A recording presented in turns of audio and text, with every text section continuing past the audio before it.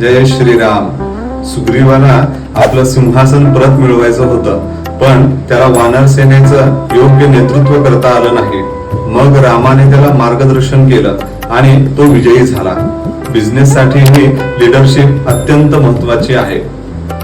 सुग्रीवाच्या चुका आणि बिझनेस लीडरची जबाबदारी काय आहे ते बघू. नंबर 1, आत्मविश्वासाचा अभाव, लॅक ऑफ कॉन्फिडन्स. सुरुवातीला सुग्रीवाला वाटत होते की त्याच्याकडे बळ नाही, तसंच काही लीडर स्वतःवर विश्वास ठेवत नाहीत. नंबर 2, स्पष्ट संप्रेषणाचा अभाव, लॅक ऑफ कम्युनिकेशन. सुग्रीवाने त्याच्या सेनेला नीट मार्गदर्शन केलं नाही, त्यामुळे तो हरला.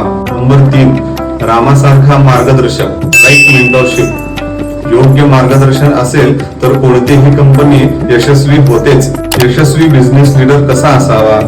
टीमला योग्य दिशा द्या, आत्मविश्वास ठेवा, योग्य निर्णय घ्या, अनुभवी व्यक्तींचा सल्ला घ्या. तुमच्या बिझनेस टीमचं नेतृत्व कोण करतं?